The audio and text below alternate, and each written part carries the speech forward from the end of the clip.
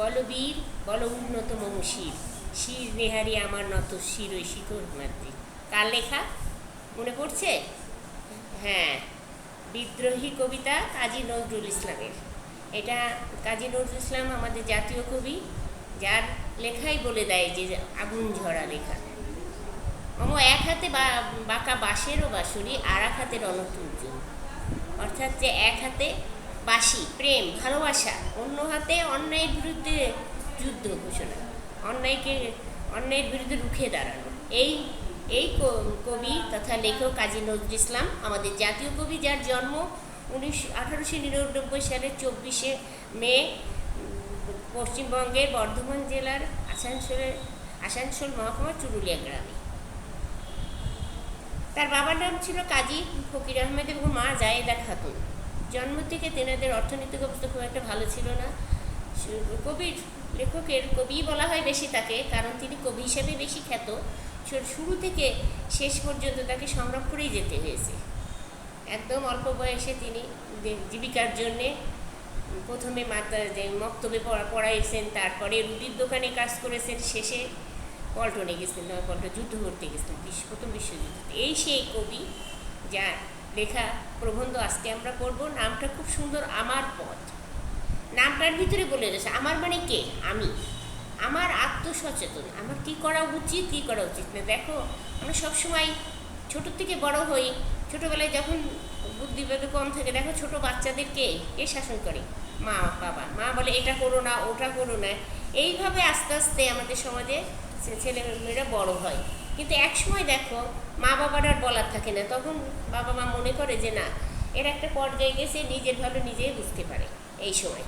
কিন্তু সেই ভালোটা বোঝার মানে কি? আমাকে সচেতন হতে হবে, আমার ভিতরে একটা আমিত্বকে জাগ্রত করতে হবে। এই লেখক এখানে এই আমার পথ প্রবন্ধে সে কথা বলতে চেয়েছেন যে সত্য সুপথে চলো ওরে আমার মন। বিখ্যাত গান, সত্য সুপথে চলো ওরে আমার মন। অর্থাৎ সবসময় সত্য কথা বলতে হবে এবং সুপথে চলতে হবে। এই সত্য বলা, সত্যকে ধারণ করা বেশ কঠিন কাজ, কিন্তু তাই করতে হবে। যদি কেউ সত্যকে ধারণ করতে পারে, তাহলে জীবনে সে আর বিপথে যাবে না। আমরা সবসময় বলে থাকি যে অমুকে বিপথে গেছে, সে তো ভালো কাজই করে, চলে তো ভালোই, কোনো অন্যায় করেনি, তবুও কেন তার এই বিপদ হলো? এই কথাটা কিন্তু ঠিক না। নিশ্চয়ই তার কোথাও না কোথাও কোনো ভুল ছিল। সে কখনো না অসত্যের সাধনা করেছে, অসত্যকে গ্রহণ করেছে, তা সেই কারণে আজকে তার এরকম। যে সত্যকে ধারণ করে তার ভিতরে একটা উজ্জ্বল আলো দেখা যায়, অগ্নিস্ফুলিঙ্গ হয়ে ওঠে। সে কারোর কাছে মাথা নত করে না, কোনো অন্যের কাছে তো নয়। এমনই কথা তিনি এই আমার পথ প্রবন্ধে লেখক বলতে চেষ্টা করেছেন। তারপরে দেখো আরেকটি জিনিস, যেটা হচ্ছে পরনির্ভরতা। আমরা যখন ছোটোবেলা প্রথমে কেউ থাকে, দেখো জীবনে কখনো সে নিজের পেয়ে দাঁড়াতে শেখে না, তারপরে কোনো ডিসিশন নেওয়া করতে পারে না, কোনো কথা বলা করতে পারে না। দেখ, তোমাদের কথাই বলি, এই যে সৃজনশীল লেখাটা কেন দিয়েছে? সৃজনশীল মানে কি? তুমি একটা কবিতা অথবা গদ্য পড়ে সেই সম্পর্কে তোমার যে ধারণা হবে সেইটাই তুমি ব্যক্ত করবে। কিন্তু কি দেখা যায়, তোমরা কি করো? সেটা করো না, তোমরা গাইড বই নিয়ে দৌড়াদৌড়ি করো, গাইডে কী আছে সেইটা ফলো করো। তো এটা তার মানে কি? তুমি ওই গাইডের পরে নির্ভরশীল, এটাও তোমার পর নির্ভরশীলতা। সেরকম সব ক্ষেত্রে টাকা পয়সা বলো, কোনো মতামত প্রকাশে বলো, সবসময়ই অধিকাংশ মানুষ পরনির্ভরতা হয়। কিন্তু এই পরনির্ভরতা থেকে কাটিয়ে না উঠতে বলে কারোর উন্নতি সম্ভব না, যেটা লেখক এই প্রবন্ধে ব্যক্ত করেছেন। আমি এই লেখক সম্পর্কে আরেকটু বলি। তিনি হচ্ছেন যে সবসময় সত্যের পথে চলেছেন।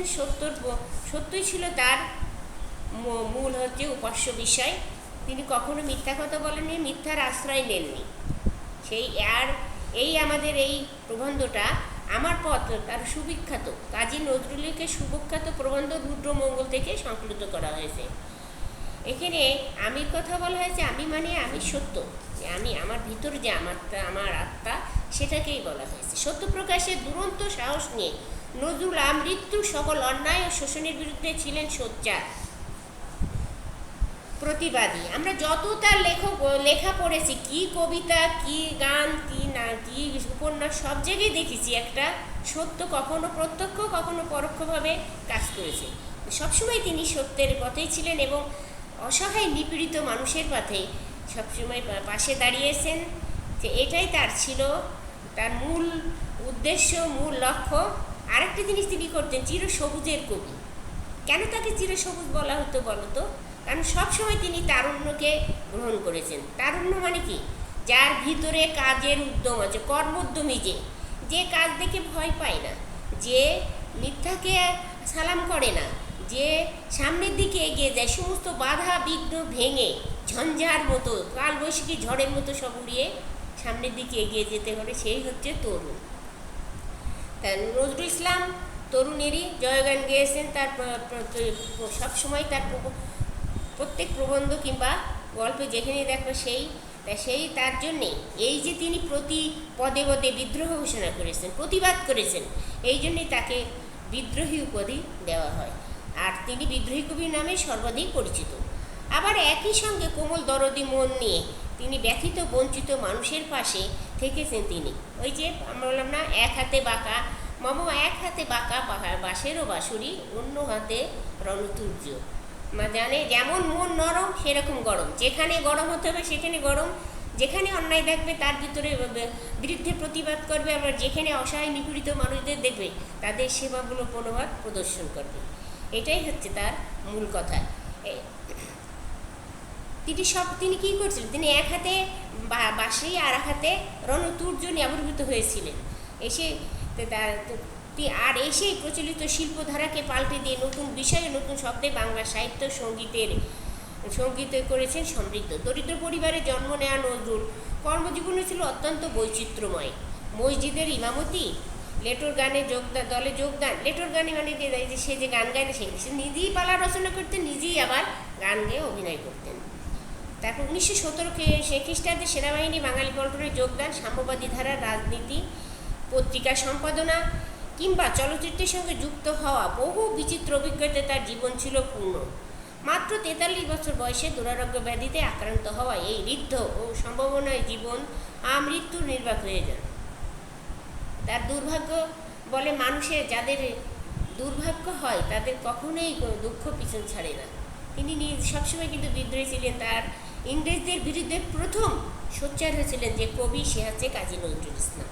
কিন্তু কি মাত্র 43 বছর বয়সে তিনি দুরারোগ্য ব্যাধিতে আক্রান্ত হন এবং বোবা হয়ে যান। তার লেখনী শক্তি রহিত হয়ে যায়, আর তিনি সৃজনশীল কিছু রচনা করতে পারেননি। কিন্তু একটা চিন্তা করো যে এই মাত্র 43 বছরের ভিতরে যা করে গেছেন, আর যদি যতদিন বেঁচে ছিলেন যদি তিনি সাহিত্য চর্চা করতে পারতেন, তাহলে তো কি সাহিত্যে, বাংলা সাহিত্যে পৃথিবী ভেসে যেত, নজরুলের সাহিত্যে। আমার তো সেটাই মনে হয়।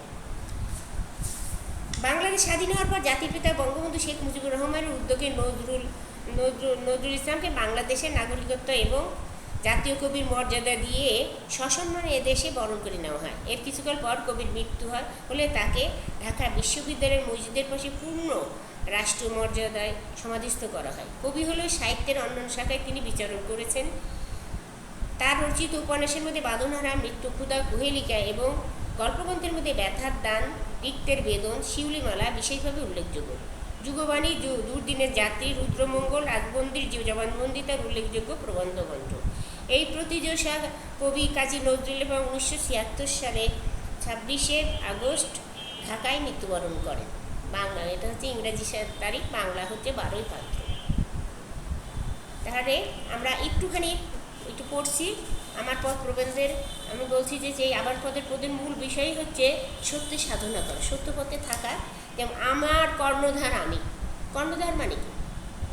কর্মকর্তাকে কর্ণধার বলা হয় না? অমুক অফিসের কর্ণধার মানে সেই ওই প্রতিষ্ঠানটা তার কথাই চলাফেরা করবে, তিনি সেটার চালক, পরিচালক, যাই বলো না করো, ডাইরেক্টর, এসব বলে ইংলিশে, সেটাই তিনি। আমার কর্ণধার আমি, অর্থাৎ কি? এই যে আমাকে কে চালাবে? আমিই চালাবো আমাকে। এটা কত বড় শক্তিশালী কথা যে আমার কর্ণধার আমি। আমার যেটা ভালো আমি বুঝবো, যেটা মন্দ সেটা আমি অনুভব করে আমি আমাকে পরিচালনা করব। আমার পথ দেখাবে আমার সত্য। হ্যাঁ, আমি যে আমার কর্ণধার আমি কোন পথে চলবো, কীভাবে চলবো, আমার দিক নির্দেশনা কে করবে আমার সত্য। যেটাকে সত্য বলে আমি চিনেছি সেইটাই আমাকে পথ দেখাবে। আমার যাত্রা শুরুর আগে আমি সালাম জানাচ্ছি, নমস্কার করছি আমার সত্যকে। শুরুতেই আমি আমার জীবন যখনই আমি কোনো কিছু শুরু করব, আমি এটা মনে মনে ভাববো যে যা কিছু সত্য, যা শুধু তাই আমি গ্রহণ করব, অসত্য মিথ্যাকে আমি কখনোই গ্রহণ করব না, এবং তাকে যতটা পারি পরিহার করে দেব। যে পথ আমার সত্যের বিরোধী সে পথ আর কোনো পথেই আমার বিপদ নয়। যেটা সত্যের বিরুদ্ধে মিথ্যা, সেটা কিন্তু আমার পথ হবে না। এই পথটা কী পথ? সেটা বিপদ। কিন্তু আমি যদি সত্যকে ধারণ করতে পারি, তাহলে কোনো বিপদই আমাকে টলাতে পারবে না। রাজভয়, লোক ভয়, কোনো ভয়ই আমার বিপদে নিয়ে যাবে না। আমি যদি সত্যি করে আমার সত্যকে চিনে থাকি, আমার অন্তরে মিথ্যার ভয় না থাকে, তাহলে বাইরের কোনো ভয়ই আমার কিছু করতে পারবে না। আজকাল তোষমত যুগের যুগ হয়েছে তোষমত করা, এবং মিথ্যাকে ওই যে বলে না, যান বাঁচানো ফরজ হিসেবে অনেকেই মিথ্যাকে গ্রহণ করে। কিন্তু কেউ যদি একটা কোনো অসত্যকে গ্রহণ করে, দেখলো যে এইটা মিথ্যা, সেটাকে সে যদি নীরবে গ্রহণ করে, তাহলে তার সারা জীবনটাই মিথ্যার পড়ে যায়। এবং ওই যে যার মিথ্যাকে সে গ্রহণ করলো, প্রতিবাদ করলো না, তার কাছে সে চিরঋণী হয়ে থাকে, এবং তাকেই সে ভয়। তাই বলছে যে আমার ভিতরে যদি সত্য কাজ করে যে না, আমি কখনো বিপথে যাব না, মিথ্যা কথা বলবো না, যা অন্যায় তার প্রতিবাদ করব, তাহলে আমার ভিতরে একটা অভূত ভয় সৃষ্টি হবে, যাতে করে বাইরের কোনো ভয়, কোনো জীবন মরার ভয় বলা যাই বলো, কোনোটাই তাকে টলাতে পারবে না। অতএব যে মিথ্যাকে চেনে সে মিশামিশে তাকে ভয়ও করে। যারা মানে মিথ্যা, যে মিথ্যাপের কুফল যদি কেউ টের পায়, তাহলে সে কখনোই সে ভয় করবে না, মিশামিশি তাকে ভয় করবে না। যার মনে মিথ্যা সেই মিথ্যাকে ভয় করে। নিজেকে চিনলে মানুষের মনে আপনা আপনি এত বড় একটা জোর আসে যে সে আপন সত্য ছাড়া কাউকে কুর্নিশ করে না। আমি কখন অনুভব করবো যে হ্যাঁ, এই যে ধর্মে আছে যে একদম সৃষ্টিকর্তাকে সবসময় তার সামনে কুর্নিশ করা, আর কাউকে না। যে যতই ক্ষমতা হোক, হ্যাঁ তাকে শ্রদ্ধা করতে পারি, কিন্তু তার সামনে তো মাথা নোয়াবো না। কেন নোয়াবো না? কারণ আমি সত্যের, আমি কোনো মিথ্যা কথা বলিনি, আমি আইনের ভয় করি না, আমি বিপথে চলিনি। আমি কেন আমি প্রচলিত আইন, আমি যদি প্রচলিত আইনের বিরুদ্ধে না যাই, মিথ্যা কথা না বলি, তাহলে তো আমার কোনো ভয় থাকার কথা নেই। অর্থাৎ কেউ তাকে ভয় দেখিয়ে পদানত রাখতে পারে না। নিজেকে চেনা আপনার সত্যকে আপনার গুরু পথপ্রদর্শক কাণ্ডারি বলে জানায়। এটা দম্ভ নয়, অহংকারও নয়, এটা আত্মাকে চেনা সহজ স্বীকারোক্তি। আর যদি এটাকে কেউ ভুল করে অহংকার বলে মনে করে, তবে মন্দের ভালো, কিন্তু মিথ্যার বিনয়ের চেয়ে অনেক বেশি ভালো। এখন যে সত্য কথা বলছে, যার কারোকে ভয় নাই, অন্য সাধারণ যারা অবুঝ তারা মনে করবে খুব আত্মহংকারী, নিজেকে নিয়ে নিজে খুবই গর্ব করে। লেখক বলছেন যেটা বলা ভালো, কারণ মন্দের চেয়ে একটু ভালো যেটাও মনে করছে, কিন্তু মিথ্যা বিনয় করলাম, মানে মিথ্যা বিনয় দেখলাম, আমার মন চাচ্ছে না যে এর কাছে আমি এর সামনে নত হই, তবুও সে মিথ্যা বিনয়ের চেয়ে অনেক ভালো যে আমি সত্যের জন্য তাকে কুর্নিশ করতে পারি না। অনেক সময় খুব বেশি বিনয় দেখাতে গিয়ে নিজের সত্যকে অস্বীকার করে ফেলা হয়, এতে মানুষের ক্রমেই ছোট করে ফেলে, মাথা নিচু করে আসে। এরকম বিনয়ের চেয়ে অহংকারী পৌরুষ অনেক অনেক ভালো। তাই এই যে বিনয় দেখাতে যে কী হলো, যে আমি যেটা বিশ্বাস করি, আমার আদর্শ থেকে আমি চ্যুত হয়ে গেলাম, কিন্তু এটা ঠিক না। লেখক সবসময় বলছেন এটা পরিহার করাই শ্রেয়। অতএব এই অভিসারতে সারথীর স্পষ্ট কথা বলাকে কেউ যে অহংকার বা স্পর্ধা বলে, অভিশাপ সারথী মানে কি? সারথী হচ্ছে রথ চালায়। এই পাকে পঙ্কিল পৃথিবীতে লেখক নিজেকে বলেছেন যে এই মিথ্যা পঙ্কিলতাকে সবাইকে উদ্ধার করতে হবে, সবাইকে সত্য পথে নিতে হবে, এবং সেই সত্য পথে নিয়ে নেবে কে? লেখক স্বয়ং চাচ্ছেন যে সেই সত্য পথে সবাইকে পরিচালনা করবেন। তাহলে তিনি কি বলবেন? তিনি নিজেকে ওই পথে পরিচালনা করতে তিনি এই যে মিথ্যা সারথী বলছেন, যে মিথ্যা অভিশাপরতের সারথী, মিথ্যা জিনিসটা তো একটা অভিসারী একটা অংশ, সেইটাকে কাটিয়ে ওঠার কাজটা কে করবেন? লেখক স্বয়ং নিজে করবেন। নিজেকে চিনতে, নিজের সত্যকে নিজের কর্মের মনে জানলে নিজের শক্তির উপর অটুট বিশ্বাস থাকে, এটা স্বাবলম্বন। এই নিজের অটুট বিশ্বাস করতে শেখাচ্ছেন মহাত্মা গান্ধী, কিন্তু আমরা তার কথা বুঝলাম না। আমি আছি এই কথাটা না বলে সবাই বলতে লাগলাম গান্ধীজি আছে। দেখো এইবার আসছেন তিনি কি বলছেন? পরনির্ভরতা, পরে নির্ভরশীলতা। অমুক এই বলছেন, আমি এই কাজ করি। কে বলছেন? তুমি কি বলছো, তুমি কে বোঝো? তা কোনো এক অনুষ্ঠানে গান্ধীজি কিছু কথা বলছিলেন, যে হয়তো নিজে স্বাবলম্বী হওয়ার জন্য কিছু কথা বলেছেন। তা তার সামনে উপস্থিত জনতা কিছুই বুঝলো না তার কথা, না বুঝে কী বললো, ওই উদাহরণ দিল কি, যে গান্ধীজি সবাইকে সৎ পথে চলতে পেরেছেন, কিন্তু কাকে চলতে বলেছেন? নিজেকে। কিন্তু কথায় কথায় গান্ধীজির নাম, অর্থাৎ কি সেটাও তিনি নির্ভর করছে, সেই কাজটা সে গান্ধীজির পরেই নির্ভর করছে। তাই বলছে যে এই আত্মনির্ভরতা খুবই দরকার, কারণ সত্যি এই যে গোলামির ভাব ভিতরে, অন্তরে যাদের এত গোলামির ভাব, তারা বাইরের গোলামি থেকে রেহাই পাবে কী করে? গোলামি মানে মানুষের দাসত্ব। এ থেকে মুক্তি পেলে আগে কী করতে হবে? মনের ভিতরে সাহস আনতে, আত্মনির্ভর করতে হবে যে আমি সৎপথে চলছি, আমি যে কথা বলবো এর উপরই কোনো কথা নেই, এই কথাই আমার একমাত্র কথা, এটাই আমার সবচাইতে বড় কথা। এটিকে যে মেনে নেবে সেই কিন্তু যাবে। পরনির্ভরতা না, আত্মনির্ভরতা।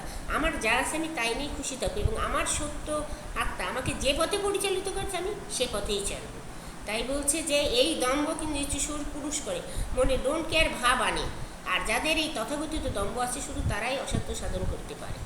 ওই যে একই কথা, কারো নির্ভর করে না, আমার বুদ্ধিতে যেটা হচ্ছে, আমার মেধায় যেটা করছে সেটার জন্য সত্য হয়, আর আমি সেটাকেই গ্রহণ যদি করতে পারি তাহলে মিথ্যের দিকে আমি এগিয়ে যাব না। ভুলের মধ্য দিয়ে গিয়ে এই সত্যকে পাওয়া যায়। কোনো ভুল করছি বুঝতে পারলেই আমি প্রাণ খুলে তা স্বীকার করে নেব। লেখক এখানে আরেকটা কথা বলেছেন যে ভুল স্বীকার করাটা একটা বড় জিনিস।